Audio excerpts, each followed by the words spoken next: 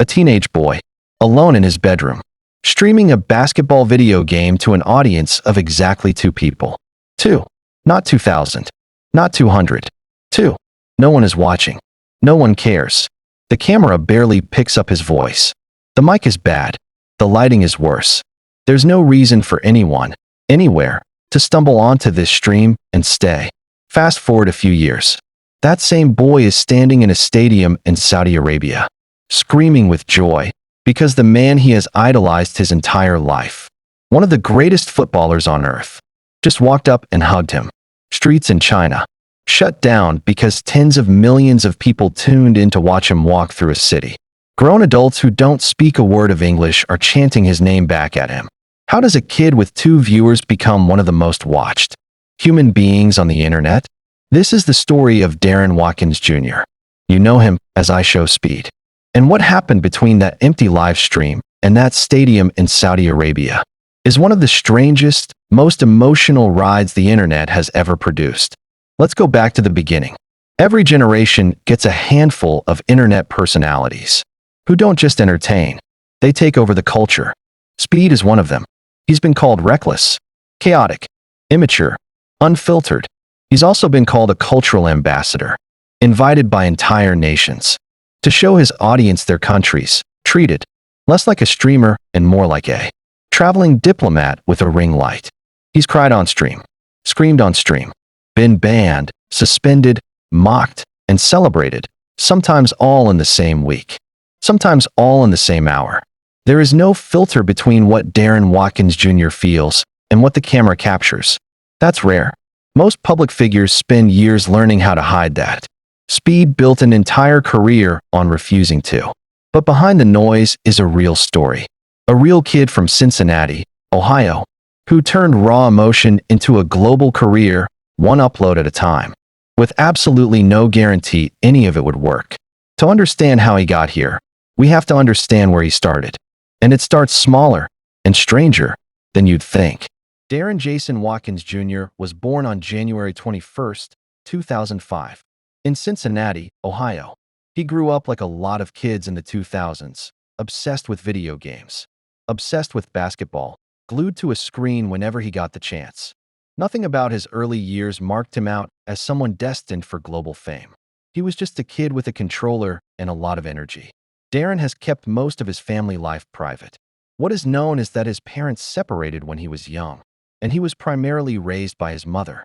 His father, who also later built a YouTube channel of his own, remained a presence in his life throughout his childhood.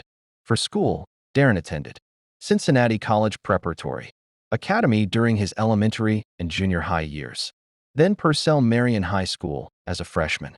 He would later complete his education online through Ohio Digital Learning School, finishing his schooling on a screen, in a strange way that almost foreshadows the career waiting for him. Here's what almost nobody talks about. When Darren first told his mother he wanted to be a YouTuber, she wasn't exactly thrilled. And why would she be? In the 2010s, telling your parent that your career plan was make videos of yourself, playing video games, wasn't exactly a reassuring pitch. According to Darren himself, even after he hit his first major subscriber milestone, a moment that felt massive to him, her reaction was cold, not the celebration he was hoping for. Imagine that. You finally accomplished something that feels enormous to you, something you've been chasing quietly, alone, for years. And the person you want validation from most barely reacts. That disconnect, chasing a dream almost nobody around you understands, yet, is where this story really begins. Because while the adults in his life were skeptical, Darren was already quietly building something. He just had no idea, yet, what it would become. Darren created his YouTube channel on March 21, 2016. He was 11 years old. For the first year, almost nothing happened. Sporadic uploads, gameplay footage, no audience, no plan, just a kid experimenting with a camera because he liked the idea of it. His first real video went up on December 21, 2017. NBA 2K content, the game he loved most. Nothing viral, nothing that suggested what was coming. By December 2018, he attempted his first live stream, playing Fortnite, the biggest game on the planet at the time. A game everyone was watching other people play. The average number of viewers watching him play? 2. Not 200. 2 people. Think about the psychology of that. Fortnite streamers everywhere were blowing up. The algorithm was rewarding exactly this kind of content for other creators. And Darren sat there, night after night, talking to a screen that mostly talked back with silence. For over 2 years, that was Darren's reality. Talking into a microphone, playing NBA 2K, pouring emotion into a stream that almost nobody was watching. Subscriber counts stayed under 1,000 for years. Years. Most people would have quit. Most people did quit, doing exactly what he was doing at exactly that time. The internet is full of abandoned channels from kids who tried this exact thing and stopped after 6 months, a year, 18 months of silence. But something kept Darren coming back to the camera night after night, year after year, even when the numbers gave him every reason to stop. And then, in 2020, something started to shift. The world went into lockdown. People were stuck inside, scrolling for hours, desperate for something, anything, unpredictable to watch. And somewhere in that scroll, clips of a hyper-emotional teenager screaming at his NBA 2K controller started reaching a much bigger stage. He didn't know it yet, but the 2 viewer years were about to end. Before the fame, there was friction, and it didn't disappear once the fame arrived either. Darren's raw, unfiltered emotional outbursts, the exact thing that would eventually make him famous, were also the thing that got him in trouble early and often. He was banned from Twitch. He was banned from the game Valorant for his behavior while playing it. Streaming platforms didn't know what to do with someone this unpredictable. There was no template for him, no comparable creator to point to and say, "This is how we handle this." Picture the pressure of that moment. The very thing that makes people watch you is the same thing that keeps getting you punished. That's a genuinely difficult tightrope to walk, especially for a teenager. In public, with no roadmap. Then, in December 2021, things got far more serious. During a live-streamed segment hosted by fellow streamer Aiden Ross, an exchange between Darren and another participant escalated into comments that were widely condemned as threatening and inappropriate.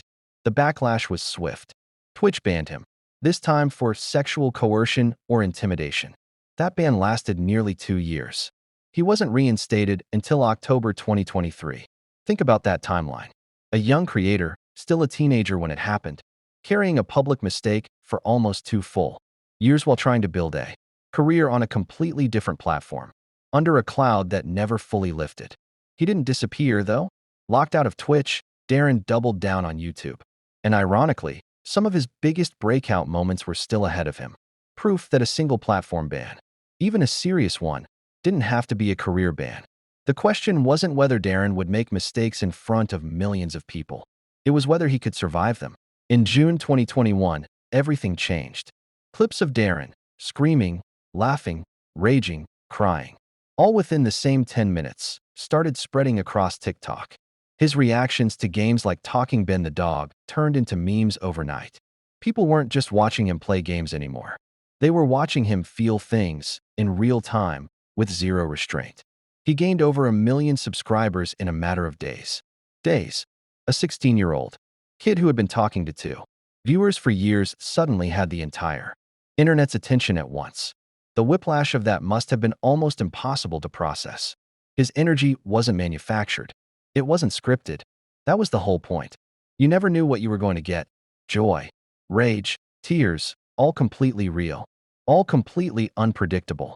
In an era of increasingly polished, produced content, Speed was the opposite, raw, chaotic, and completely himself. And the internet couldn't look away. By July 2022, he crossed 10 million subscribers. By November of that same year, his main channel passed 1 billion total views. Let that sink in. 1 billion. From 2 people watching a Fortnite stream to 1 billion views on a single channel in under 4 years. But raw numbers only tell part of the story. What actually made Speed a global name wasn't a subscriber count. It was a football stadium thousands of miles from home. Speed's rise was never a straight line upward. For every viral triumph, there was a headline questioning whether he'd gone too far. In August 2022, Cincinnati police responded to his address after a fake emergency call, a swatting incident, triggered by a prank call made during one of his streams. Officers arrived. Darren was briefly taken in, and the situation was resolved once everything was clarified. He was back live the very next day, which tells you something about the pace this career demands. There's rarely time to fully process anything before the next stream starts. There were on-stream incidents that led to copyright strikes and platform bans. Moments of language and behavior that sponsors and platforms flagged repeatedly. Here's the uncomfortable truth about Speed's career. The same lack of a filter that built his fanbase is the same lack of a filter that has repeatedly put that fanbase at risk of disappearing. He has never pretended otherwise. He built a brand on being completely, sometimes dangerously, unfiltered, and he's paid real consequences for it more than once. But somehow, every time it looked like the controversy might define him for good, the next chapter of his story pulled the spotlight right back toward something bigger. If there's one thread that runs through Speed's entire career, it's football, soccer, to American audiences, and one player in particular, Cristiano Ronaldo. For years, Darren's streams were filled with him talking about Ronaldo, wearing his jerseys, imitating his celebrations, telling anyone who would listen that Ronaldo was the greatest of all time. It wasn't a bit. It wasn't content strategy. It was genuine, years-long devotion. It became a running theme of his whole channel. Half the internet knew him as much for his Ronaldo obsession as for anything else. Then, in 2023, it happened. Darren met Cristiano Ronaldo in person for the first time. Picture years of dreaming about a single moment, and then having it actually happen. On camera, in front of millions of people watching live. Not a scripted meet and greet. A real, emotional, unfiltered reaction. Captured exactly the way Speed captures everything. That wasn't the end of it either. In 2025, Darren embarked on a live-streamed tour across China, cities including Beijing, Chongqing, and Changsha. The reaction was staggering. One live streaming session in Changsha alone reportedly drew over 47 million viewers in a single day. According to reporting from Chinese state media, streets filled with people just to catch a glimpse of him walking by. And in the middle of that tour, in Chongqing, Ronaldo himself surprised him, showing up midstream. Darren was overwhelmed, visibly emotional, breaking down in front of the camera. No amount of experience in front of an audience prepared him for that moment. Ronaldo later called the trip an amazing trip himself, commenting publicly on Darren's tour of China. Later that same year, Darren also met Ronaldo's son in Saudi Arabia. Another full-circle moment in a story that started with a kid quoting Ronaldo highlights to an audience of two, from a bedroom in Cincinnati to sharing a stage with his childhood idol on the other side of the planet. That's not just internet fame. That's a story you couldn't script. But fame like this doesn't just come with emotional payoff. It comes with business, and Speed built that too. By the mid-2020s, Speed's channel had grown to tens of millions of subscribers on YouTube, with billions of total views. His career expanded well beyond gaming commentary. He built a music career, releasing singles that gained real traction online, and signed with a major record label. He launched merchandise. He built out sponsorship deals. He even stepped into professional wrestling, training with some of the most respected names in the business before making his in-ring debut in 2025. He was named Breakout Streamer of the Year at the Streamy Awards in 2022. He was named Streamer of the Year at the Streamer Awards in 2024. He picked up further recognition at the Esports Awards in 2025. None of that happens by accident. Behind the chaos on camera was a work ethic that never really stopped. Streaming constantly, traveling constantly, staying visible in a landscape where attention shifts overnight. The kid who couldn't get his own mother to celebrate a subscriber milestone was now being recognized on some of the biggest stages in his industry. But awards and numbers were never really the point of this story. The real question is what all of this actually built and what it means going forward. Speed didn't just become famous. He became a case study. He's been credited with reviving old, forgotten mobile games just by playing them on stream. He's been invited by entire countries to travel and broadcast their culture to millions of people who might otherwise never see it. He's been called a cultural ambassador, a term almost nobody would have predicted for a kid who started out screaming at an NBA 2K controller. He represents something bigger than one creator's career. He represents the shift in what fame even means now. You don't need a studio. You don't need a label. You don't need permission. You need a camera, an audience willing to give you a chance, and the guts to keep showing up, even when only two people are watching. His story isn't finished. He's still young, still streaming, still traveling, still, by his own admission, chasing more moments like that one in Chongqing. But the outline of his legacy is already visible. A generation of creators who grew up believing that raw, unfiltered emotion, the same thing adults might tell you to suppress, could actually become your greatest strength. Think back to where we started. A kid, a bedroom, two viewers, no algorithm boosting him, no label backing him, no guarantee that any of this would ever go anywhere. Just a boy who loved basketball, loved football, and loved being on camera enough to keep hitting. Go live, even when almost nobody was watching. Darren Watkins Jr. didn't have a shortcut. He had years of silence before he had an audience. He had bands before he had brand deals.